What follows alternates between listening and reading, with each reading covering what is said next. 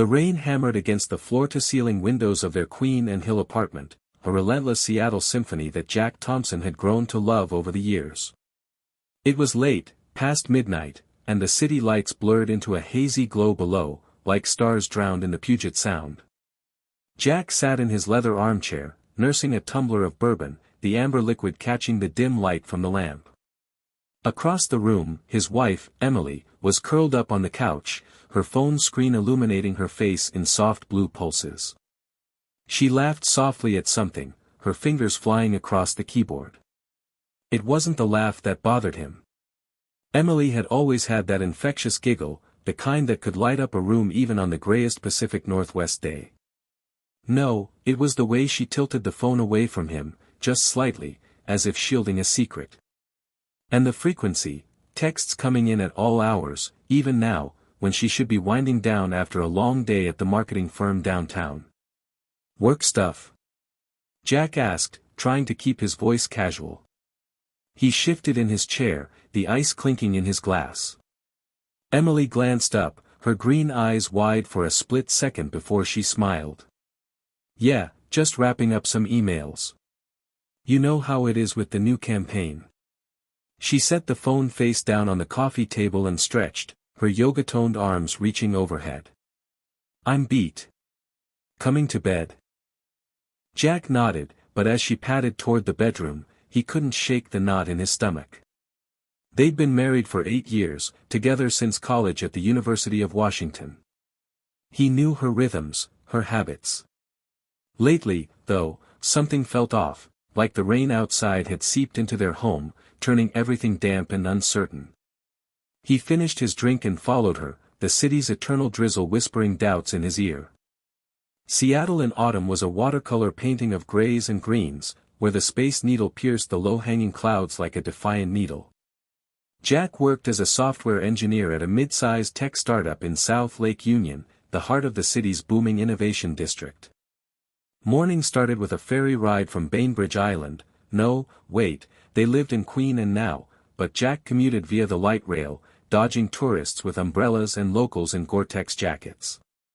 The air always smelled of fresh coffee from the ubiquitous Starbucks or indie roasters, mixed with the briny tang of Elliott Bay. Emily, on the other hand, thrived in the creative chaos of Pike Place Market's periphery. Her job at Cascade Creative involved pitching ad campaigns to Northwest brands, craft breweries, outdoor gear companies, the occasional tech giant. She loved the hustle, client lunches at waterfront bistros, brainstorming sessions in trendy lofts with exposed brick and views of Mount Rainier on clear days. Which were rare. Their life together had been picture-perfect, or so Jack thought. They met freshman year in a computer science class she was taking as an elective, her marketing major intersecting with his engineering path in a serendipitous glitch. Dates at Gasworks Park, picnics under blooming cherry trees in spring, weekends hiking in the Olympics. Marriage came naturally after graduation, a small ceremony at Golden Gardens Beach with the sound of waves as their vows. But 8 years in, the routine had settled like fog. Jack's promotions meant longer hours debugging code, while Emily's career took her to conferences in Portland or San Francisco. They still made time for date nights, dim sum in the International District, Seahawks games at Lumen Field, but lately, those felt scripted, like lines from a play they'd outgrown. That morning, as Jack sipped his Americano from the kitchen Keurig, Emily rushed in, her hair still damp from the shower. She wore a new blouse, silk and emerald green, hugging her figure in a way that made him pause. New top? He asked, eyeing it over his mug. She smoothed it down with a grin. Yeah, picked it up at Nordstrom last week. Thought it was time for a refresh. Meetings all day, gotta look the part. He kissed her goodbye, but as the door clicked shut, he noticed her perfume lingering. It was different, spicier, less floral than her usual lavender. Subtle, but there. At work, Jack's mind wandered during stand-up meetings. His team was crunching on a new app for sustainable urban planning, but he kept replaying last night's scene. The phone. The laugh. By lunch, he was scrolling through their shared calendar on his phone. Emily had a client dinner marked for tonight. Nothing unusual, but the vagueness irked him. He texted her, "Hey, what time you home tonight? Miss you." Her reply came quick, late, probably 10. Big pitch. Love you. Jack stared at the screen, the knot tightening. Over the next few weeks, the hints accumulated like fallen leaves on wet sidewalks. Emily started going to the gym more, early mornings at a boutique fitness studio in Capitol Hill, the hipster enclave with its rainbow flags and artisanal donut shops. She came home flushed, energized, raving about spin classes and hit sessions. Jack joined her once, but the pounding music and sweaty crowds weren't his scene. Then there were the calls. She'd step out to the balcony during dinner, her voice muffled by the wind off Lake Union. "Just work," she'd say upon returning, but her cheeks would be pink, her eyes distant. One evening, after a rare clear day where the sun glinted off the ferries chugging across the Sound, Jack found a receipt crumpled in her coat pocket while doing laundry.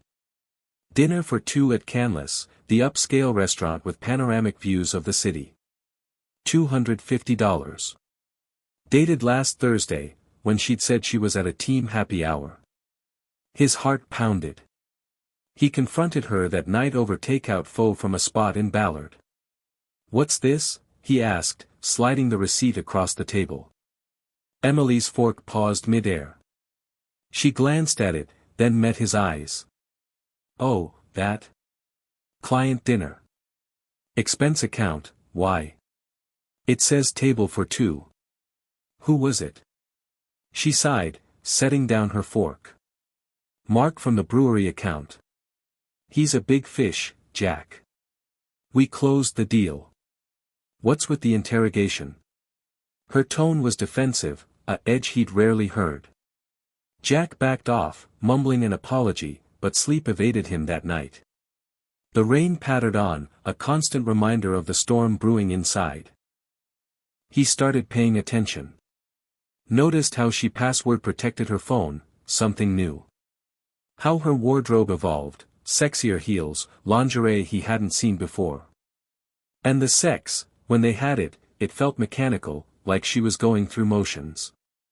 Doubt festered. Jack confided in his best friend, Mike, over beers at a Fremont brewery. Mike, a burly construction manager with a Seahawks tattoo, listened with furrowed brows. "Man, sounds sketchy. But Emily? She's solid. Maybe it's stress." Jack shook his head. "I don't know. I feel like I'm losing her." Mike clapped him on the back. "Talk to her. Or, check her phone. Hate to say it, but sometimes you gotta know." The idea gnawed at him. That weekend, while Emily was at a yoga retreat in the Cascades, another new thing, Jack sat alone in their apartment, the Space Needle mocking him from the window. He poured another bourbon and stared at her iPad, left charging on the nightstand. His fingers hovered. This was wrong. Invasive. But the not one. He unlocked it with their shared PIN. Messages app. Scrolled through work chats, innocuous. Then, a thread with Alex, no last name. "Can't wait for tonight. Your place. Miss your touch. That dress, damn." Jack's world tilted. The texts went back months, flirty at first, then explicit.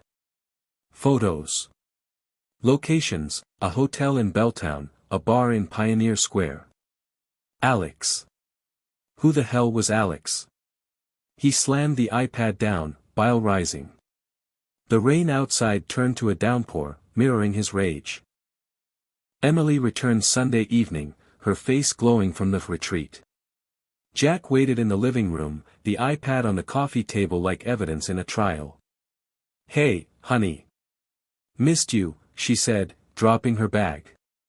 "Sit down," he replied, voice flat. She froze, sensing the shift. "What's wrong?" He gestured to the device. "Alex. Ring a bell?" Color drained from her face.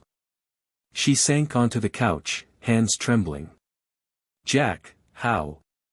Your iPad. Forgot to log out. Tears welled. It's not what you think. Really? Because the texts say otherwise. Hotels, dinners, I love yous. She buried her face in her hands. I'm sorry. It just happened. Jack paced, the hardwood floors creaking under his feet. How long? 6 months. 6, Jesus, M. Who is he? Alex Turner. He's a client, creative director at that ad agency we partner with. It started innocent, lunches, then. Then you fucked him. The word hung heavy, raw. She nodded, sobbing. I didn't mean to hurt you. Our marriage, it's been stale. You're always working, and I felt invisible. So you cheat. Instead of talking. I tried. Remember those date nights I suggested? You were too tired. Jack's mind reeled. Flashes of ignored invitations, late nights coding. Had he missed the signs? But anger surged. That's bullshit. You could have said something real. Not this. He stormed out, grabbing his coat. The Seattle night enveloped him, neon signs from bars on Queen and Avenue flickering in puddles. He walked aimlessly, ending up at Kerry Park, the iconic viewpoint where couples posed for photos with the skyline. Tonight, it was empty, wind whipping through. His phone buzzed. Emily, please come home. We can fix this. He ignored it. The next days blurred into a haze of confrontation and silence. Jack moved to the guest room, the apartment feeling like a war zone. At work, he buried himself in algorithms, but focus eluded him. Colleagues noticed, his boss pulled him aside during a sprint review. You okay, Jack? Look like hell. Fine, he lied, staring at his screen where lines of code mocked his unraveling life. Emily begged for counseling. Let's see a therapist. In Ballard, I've researched. He agreed, reluctantly. The sessions were in a cozy office overlooking Shilshole Bay, with a view of sailboats bobbing. The therapist, Dr. Larson, a soft-spoken woman with a northwestern accent, probed gently. Jack, what do you feel? Betrayed. Furious. Emily. Guilty. But also, trapped.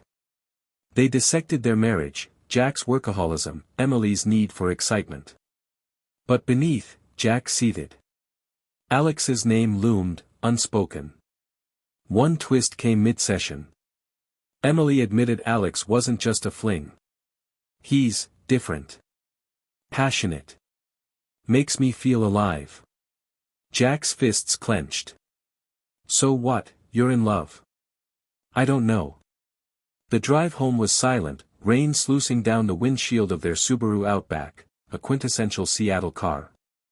That night, Jack dug deeper. Using his tech skills, he traced Alex Turner online. LinkedIn, creative director at Pacific Ad Group, handsome in a rugged way, bearded, tattoos peeking from shirt sleeves. Instagram, posts from hikes in the North Cascades, craft cocktails in speakeasies. And subtle overlaps with Emily's feed, same viewpoints, same days. Jealousy boiled. But then, a darker thought, revenge. Suspense built as Jack plotted.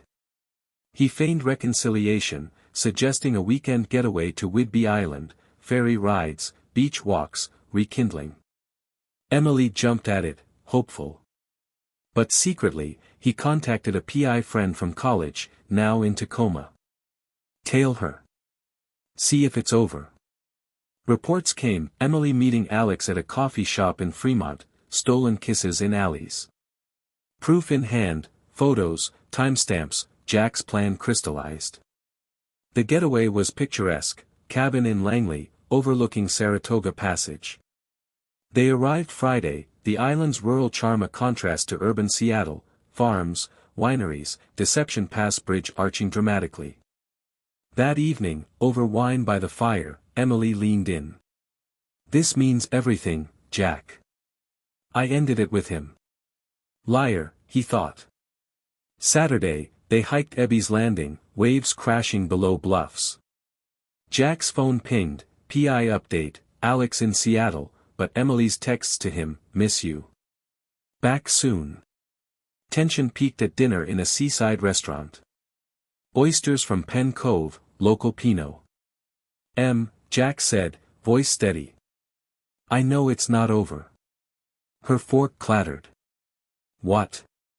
He slid the photos across. "Pie. You've been lying." She gasped, eyes wide. "Jack, no." "Why? Why him?" Tears streamed. "Because, he's exciting. You're safe, but boring. I needed more." The word stabbed. Jack stood, voice rising. Diners glanced over. "Boring? I built our life. Paid for this cabin, your clothes, everything. I never asked for that. I wanted passion, not stability." He laughed bitterly. "Passion? Fine. Enjoy it alone." He left, driving back to Seattle in the dark, ferries churning through black waters. Back home, heartbreak morphed to action. Jack consulted a lawyer in downtown skyscrapers, views of the Olympics. Divorce papers drawn, irreconcilable differences, but with infidelity clause for leverage. He served her at work, public, humiliating.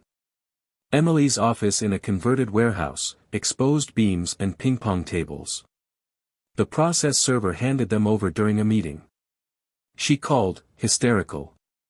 "How could you? In front of everyone? Like you humiliated me." Revenge escalated. Jack, tech-savvy, anonymously tipped Alex's wife. Turns out he was married too, per LinkedIn sleuthing. A family in Bellevue, suburbs with manicured lawns. The fallout, Alex's marriage imploded. Emily lost the account, her job teetering. Climax hit one stormy night. Emily showed up at the apartment, soaked, banging on the door. "Let me in. We need to talk." Jack opened, eyes cold. Nothing left. She pushed past, reeking of wine. "You ruined everything."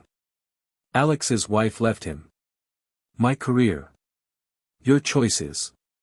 She slapped him. He grabbed her wrist. "Get out." But she collapsed, sobbing. "I love you, Jack. It was a mistake." Too late. He called the cops, restraining order. As sirens wailed through the rain-slick streets, Jack watched her leave, handcuffed for the scene.